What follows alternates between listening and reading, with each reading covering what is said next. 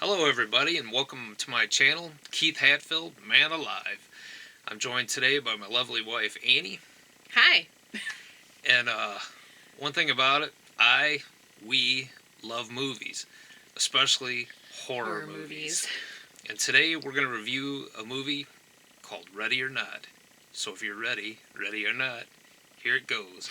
First, we're going to do it non-spoilers, and then when we let you know when we're going to delve into spoiler territory, we'll give you plenty of time to shut it down. So, today, let's see, Ready or Not runs at 1 hour, 34 minutes, and it's directed by Matt Bettinelli-Olpin and Tyler Gillette, who also known for VHS. If you've never seen the VHS movies, it's kind of like an anthology by different directors of different stories, but I highly recommend them. VHS, VHS 2, and then there's VHS Viral. And I guarantee if you love horror, there's going to be at least a couple stories on there that you're really going to like. But they also did Southbound and Devil's Due. Southbound. Was that one we watched on Netflix or Shudder? That It was on Shudder, I think, yeah. Okay. And it was kind of like an anthology. Yes, but it had yeah. It wasn't that good. But VHS. Yeah, the VHS movies are good. Okay, but Ready or Not is, it stars Samara Weaving. And when I first saw the commercials for this, I thought it was Margot Robbie. I really did. I thought it was her. But even after I found out it wasn't her, I'm like, she looks really familiar. And it turns out she was in a movie called The Babysitter that we saw on Netflix, which is a really good horror movie in its own right, where kids babysit by basically well, don't say it because in a way, isn't it a spoiler? The babysitter isn't all she that appears. But that's another one I recommend. It also has Andy McDowell, Henry Czerny, Mark O'Brien, let's see, Adam Brody, and Nikki Guadagni. And basically the plot of Ready or Not is Samara Weaving, she plays Grace, who has just married Alex, and she's married into this family fortune, the Le Domas, super wealthy family, and she's been raised in foster homes and everything, and suddenly has this wonderful fortune laid out in front of her. Her husband is fantastic. Everything looks bright. There's only one catch. She finds out that there's a game that the family plays for every time that someone marries into the family. They have to play this game. And basically, at midnight, she has to open up this mysterious box and take a card out. And the card might say that to play checkers or backgammon or something along those lines. Or, as she pulls out the card, it's hide and seek. And she finds out that from midnight until dawn, she has to survive while the rest of her in-laws, including her husband, try to hunt her and kill her. So, I don't think that's giving away anything, because that's the plot of the movie. Well, and you get that from the trailer. I mean, you pretty much know from the trailer that that's what's going on, so. Right. So what did you think of it? I loved it. I absolutely loved it. Me too. Non-stop action, like non-stop, and dark humor, full of dark humor. Yeah, I love really dark humor. That's one of those things where directors, and if they do it right, that mix of the horror where everything is dire consequences, but at the same time they can throw that humor in there. Cabin in the Woods is a perfect example of that. Yeah, that's true too. Where it's anybody could die at any given minute, but they'll throw the comic elements in there, and it's a perfect balance. But yeah, it was great. It was a great movie. And I think they had a great cast. They did. They did a really good job. That woman that plays Aunt Helene is Helena. so severe looking. Yeah. You're like, what is up That's, with this lady? Actress Nikki Guadagni. She's a Canadian actress, so I guess she's done a lot of Canadian film and TV Then shows. her last name might be pronounced different than if she's French Canadian, but yes, something. but yeah, she's one We of don't my speak favorite. French, so She's one of my favorite characters. In the yeah, movie, she just actually. looks like so intimidating and severe. You're kind of like, Because even from the get go, when Grace and Alex are up there saying their vows, they look over and Aunt Helena has just got she's like glowering. like she just wants to jump up and rip her throat out while they're getting married and everything. She's a very great character. But yeah, I loved it. I thought it was super fast paced. There's not like a dull moment in the whole movie. Also, it is a lot more than I expected it to be. I anticipated that it would be very similar to something along the lines of You're Next. You're Next, which is another great one. It was more than that. You know, Yeah. there's more to it than the trailers show. I thought that they did a really good job at hiding some aspects of the film that we'll talk about in the spoiler section of this review, but I thought they did a really good job at surprising the viewer, because unless there was a trailer that I missed for it, I didn't expect this dimension of it to come out, you know. So it was a lot like You're Next in a way, but then there was more to the story. And if you love horror movies, you're really gonna be into that, I would think. Right. Also. Yeah, it has sort of a backstory to the story. Right. It starts it all out and everything. Yeah. To tell the first act of the movie, that doesn't really give away anything, does it? I don't know. When they're kids? Yeah, I don't know. Okay. We'll wait till spoilers for that one. Yeah, I don't know. Yeah. But I thought it was casted really well, too.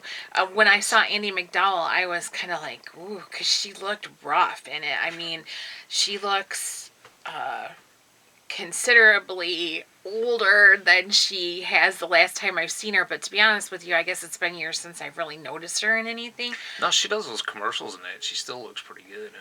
I think But she doesn't look that good in the movie, as far as they make her look harsh with dark makeup, and the lines around her eyes and her forehead are very prominent. Right, I think that's probably intentional, though. I would say. I could be wrong. But probably the stress of being in that family for right. decades would do that to any woman, I would think. But this is actually a movie. She showed me one trailer for it, and I didn't know a whole lot about it, to be honest with you.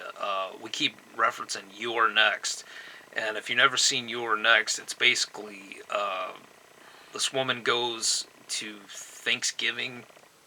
Is it?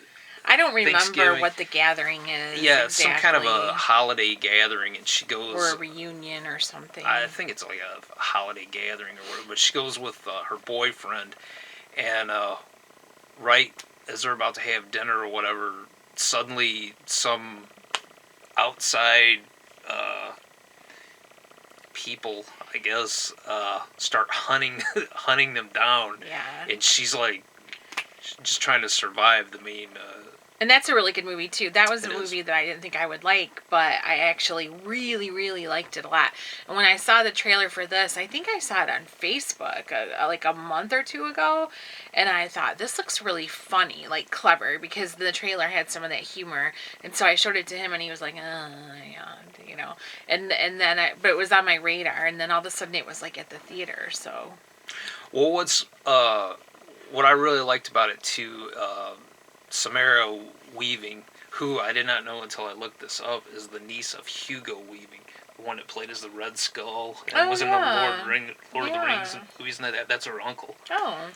But she's not. Even if you see the trailers and that, it's all survival, and it's not your typical I'm gonna make them all pay type thing. She is running for her life in this movie, and they're definitely, even though she's a lovely lady, she doesn't stay all that beautiful Right. all that long because Yeah. she's just caught up in all this. I thought that I might be distracted by how attractive she was, because she's super pretty, especially, when the movie opens up, she's in her wedding gown and her hair is in this beautiful, updo, and she looks fantastic, and I'm like, okay, this girl is really pretty. And then, I thought, well, they're probably gonna try to, how like sometimes when in a horror movie they take the heroine and they, she tears off her dress and her sleeves and her neckline to get more range of motion, and yet,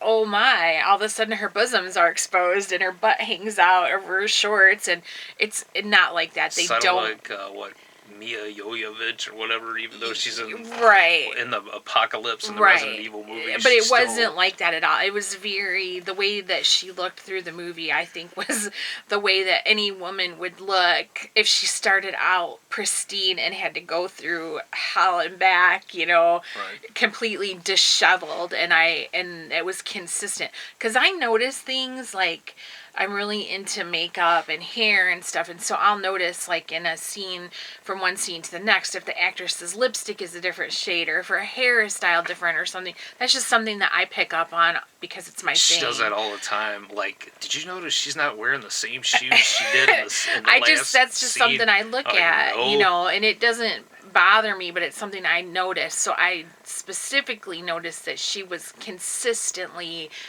her appearance was consistent throughout the scene, and consistently looking more and more haggard. If she had she had an eye patch on, and like in the next scene it was on the other eye, I might notice something like that. But no, I noticed things like that. Right. Like, did you notice that her lipstick isn't matte anymore? It had a shine finish. It's all part of your charm. Yeah. But is there anything before we delve into the spoilers? I would just say it's funny. It's really entertaining, but it's very dark at the same time. Very gory. There's a lot of gore. There's a lot of blood. Extreme use of the F word. Yeah, there's a lot of there's a considerable amount of profanity in this movie. Yeah, and so like we don't use that word. I'm not going to say never, but unless I hit my thumb with a hammer. It's not something that's in our daily vocabulary. Going to my Clark Griswold It's a special mode. occasion word, and sometimes it'll get annoying to both of us if it's overused in a movie, because that happens a lot. They use it a ton in this movie, and while I did notice it, I don't think I was bothered by it as much. Because those characters are so good at, so well acted, that it seems natural for them to be saying that all the time, right. But So. they really did do a good job of casting, though. Because, Yeah. I mean, even that, when I was writing his name down, the one that plays, like, the groom's father and, like, the patriarch of the family, Yeah. the Tony Ladomas, his... Dumas, probably Dumas. I don't know. When I wrote it, I didn't know his name, but I've seen him like in a ton of movies, and he always plays usually like a villain, and even if he's a good guy, he's like a jerk. Right. But his name is Henry, and it's spelled Czerny, but it's pronounced Czerny, so Henry Czerny. But he's a great actor, and he's even all of these actors do so well at playing these people that are they're pretty severe, but but it's a funny movie too. And they're believable though, because even the family has kind of found themselves in a situation that they didn't entirely expect they would be in, and so they're a little bit like clueless as to how to. It becomes a desperate situation even on for both them. sides. So, yeah. On both sides, yeah. So it becomes a desperate situation, not only for the bride but also for the in-laws that she just married into. Right. So I guess we can move on to spoilers. Yes. So now there be spoilers. So get out if you don't get out. If you do not want the movie spoiled for you, or if I don't know, just if you don't want it spoiled, we'll give you ample time to shut it off and everything. Thanks very much for joining us. We have another video that we're putting up called of the movie we saw called Scary Stories to Tell in the Dark. We reviewed that one. Thank you for joining our channel. And if you like His channel, my channel, if you like this, please give it a thumbs up. If you don't like it, please give it a thumbs up. Subscribe. I'm gonna be doing movie reviews, not only just new movies but old movies, and different adventures we'll have, and maybe different collections I have and everything. I don't know, a whole lot of nonsense, but I'm gonna try and make it fun. But if you want to, please stick around. Also, if you're interested in Avon or coloring, check out my wife's channel, Annie Hatfield. Anne Hatfield. 10 years we've been 10 married. years we've This been guy married. don't know my name. She's my Annie. She's my Annie. Doesn't know my name. I should say not don't. Doesn't know my name. Okay. So, now then, if you decide to stay with us, and I thank you if you have, we're moving on to the spoiler section of Ready or Not. Okay, so It's the devil. I had no idea that there was a supernatural element to this movie. It really, really, really surprised me. Okay, we'll backstep it just a second. But it's when Grace, when she has to play this game of where she has to pick a card of what game they're going to play, whether it be, like I said, checkers or backgammon or whatever. Old Maid, the one guy references, he pulled Old Maid. Right. This game, when the patriarch of the family is explaining the game and the terms. Oh, there's a cat in front of our. All right, Russell, video. we're gonna move you on out of here. Thanks very much. But he's explaining that it began with his great-grandfather, who was on a ship with a mysterious stranger named LaBelle. Yeah, LaBelle, I think is what his name was. And his great-grandfather was trying to start up companies and wasn't very successful. And LaBelle had a wooden box, and he told the Le Domas, the great-grandfather, that if before the journey's end, if he could open up the box, he would help finance whatever ventures he wanted to go into, and that he would help him build a fortune.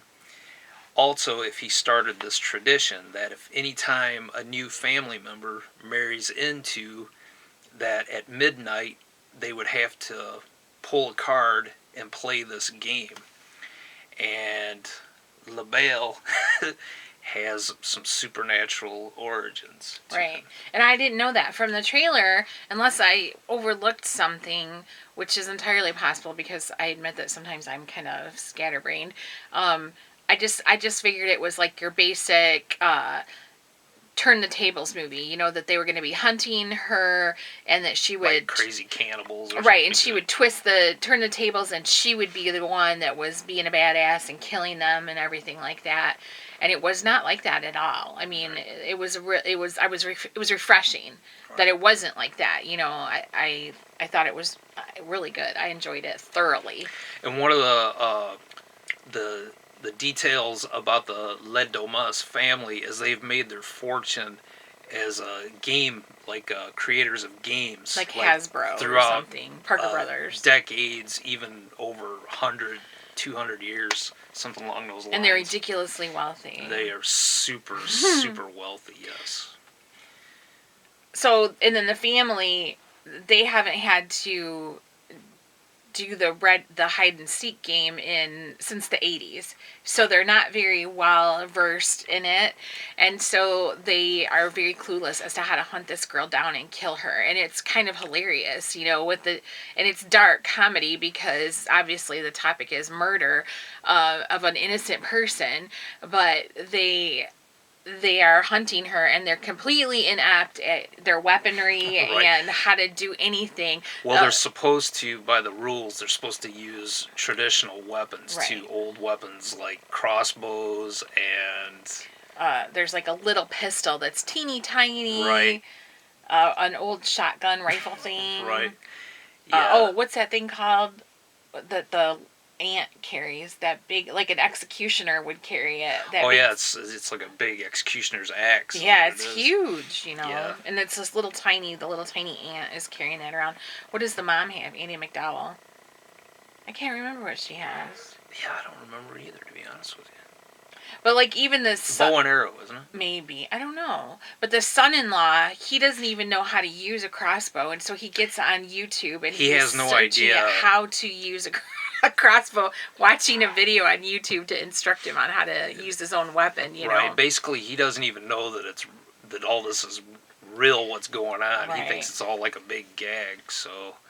And they keep alluding to the fact that they have got to kill her by dawn. They have to kill her by dawn, and you don't really understand why. And then as it goes further and further in, you realize that there's drastic consequences. Basically, if she isn't caught and put through this ritual, and so there's dire consequences not only for the bride but also for the in-laws when. If they don't kill her by dawn. Right. And then even the staff of the house is in on it because there's 3 maids who look exactly like the girls from the Addicted to Love videos from Robert Palmer's 80s videos. And, of course... Stevens, the butler. Yeah. The faithful butler. Yeah. So that's kind of funny. But I really liked that it's... just that it's not... She's not like I'm gonna show him now or whatever. She is running for her life. She's trying to get away, and get help and everything. She's not like, well, I'm gonna go back in and hunt them all. They're not that type of thing at all. When they said that she was a foster care child for years and years and she'd gone from house to house, I figured that like growing up she had to learn all these fighting skills or whatever, and that she was going to be able to turn the tables on them and basically kick their butts and everything, and that was so far from the truth.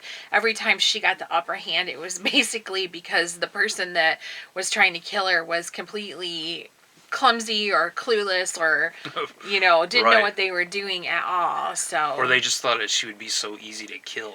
Right, because she's like, they're like, she's a little blonde twit, and they have there's like an elaborate security system throughout the mansion with video and everything, but by tradition they're not supposed to be able to use these things, Right, to make it fair. Right.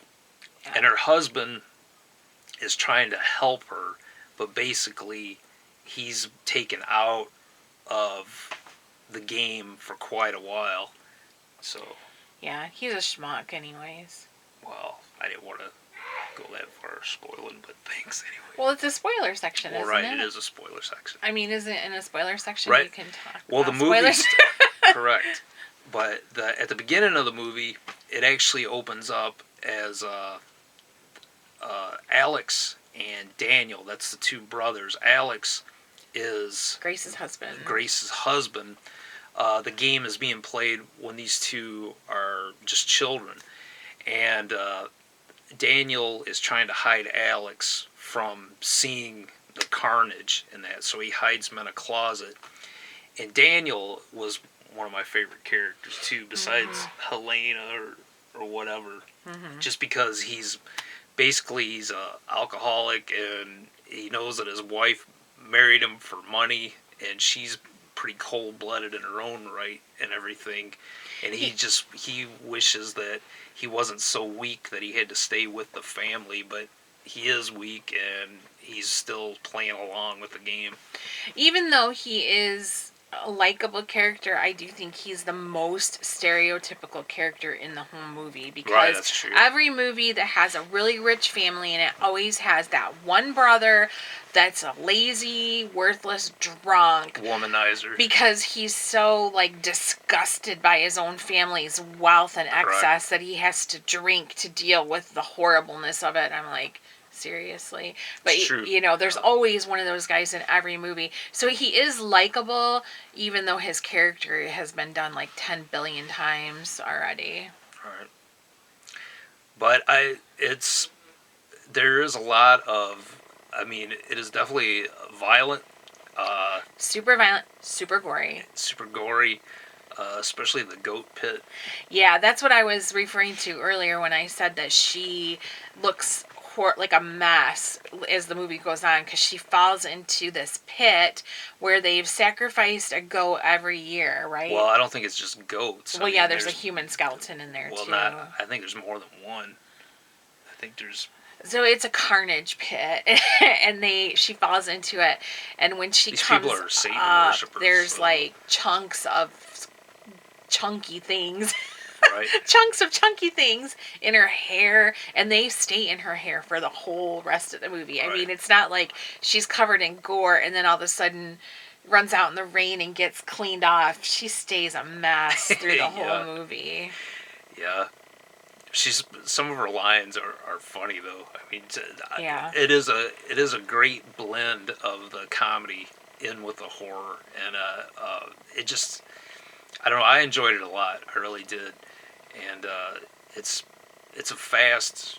I mean, it's, what is it? No Hour slow- and 34 minutes, but it goes by pretty fast. Yeah, I no mean, slow moments in it at all, except for the very beginning. Like the wedding scene probably is the slowest scene. I mean, it's just nonstop, and it's funny, and it's dark, and it's, scary, and It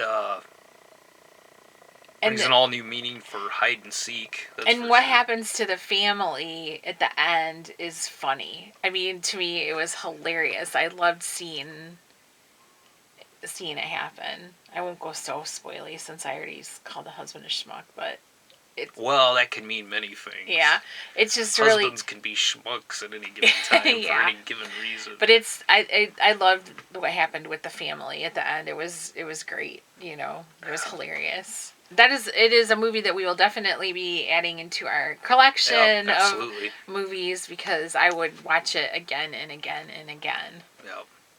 And just to mention again, if you've never seen it, check out You're Next. That's also a good one, but that one's been out for, what, 5 or 6 years? Quite maybe. a while. And that babysitter movie that she's And The in. Babysitter, yes. The Babysitter is a really good one. It's a lot darker than I thought it would be, though. The Babysitter movie turned out to be a lot darker. Oh, yeah.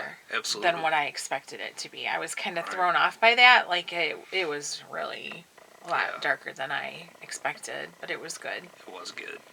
Everything. 180. If we were to give the stars, which I guess that'll be our rating system. I would give it 5. Are we doing 1 out of 5? Yeah. 5 stars? I would give it 5, or at least 4.5. I would give it 4. So, I'm generous. well, I mean, 5 for me would be, I don't know, The Thing by John Carpenter or something like that. Yeah. Just that was perfect. But I yeah, really it's a liked very it, though. fun movie. But I would yeah, say 4.5 for Okay. me. Yeah, Solid. that's good. Yeah, I mean, I I can't. enjoyed it a lot. I can't really find any fault with it at all. It made me laugh, and I was into it, and I was tense, kind of waiting to see what would happen, and Yeah, it's a fun ride, that's for sure. so, and it's still at the theater now. Yeah, So absolutely. absolutely, you should check it out. Check it out. And they had a trailer for Dr. Sleep. We saw the trailer for Dr. Oh, yeah, Sleep. yeah. Well, With Ewan McGregor. and that looks really good too. Dr. Sleep is Hopefully it'll be good. sequel to The Shining. And from the trailer that we saw, it looks more like a sequel to the Stanley Kubrick version of The Oh, yeah, Shining absolutely. than the Stephen King version. But either way, it actually looked pretty good, the trailer to it. But it shows a lot of flashback clips from the Stanley Kubrick version. The Red Rum and Danny. The in his, lady in 217. Yeah, and his big wheel going down the hallway. And Ewan McGregor, who I like very much, plays as Danny Torrance in that. So that's one we'll definitely have to look forward to. Yeah. And hopefully we're going to try to see It Part 2 next week. Next week, So yes. we'll try to get a review up for that one pretty soon. And that. Anything else you want to add about the Ready or Not? No, I guess not. I Okay. just really, really liked it. I thought it was really fun, and and Yeah, good, and I absolutely. would highly recommend it. I would highly recommend it too. Absolutely. So definitely check it out. Also, again, if you didn't hear before, but if you're interested, You don't gotta keep plugging me. go on, Ian, you're worth it. If you're interested in Avon or coloring videos or makeup, all that kind of stuff, check out my wife's channel, Ann Hatfield. Yes, Ian Hatfield. So I think you'll dig that. We'll link it in the description section below. Yeah, I'll link it. Thanks again for watching. We're gonna. This is new to me, so if I make a lot of noises and such like that, you'll have to excuse me. Hopefully, I'll talk a little faster or something when as videos go on, as I get used to being on camera and that. But hopefully, if you dug it, if not, come back. Maybe we'll have something else that you like and everything. Like I said, I love movies in general, but all kinds of adventures. But if you like sci-fi, horror, comic stuff, pop culture, westerns, who knows what, check us out. We have a little bit of everything and a whole lot of nothing. So That's the way we like it. that's right. So thanks for joining in. Come back and see us and everything. Keith Hatfield, Man Alive. Thanks very much. See ya. Bye.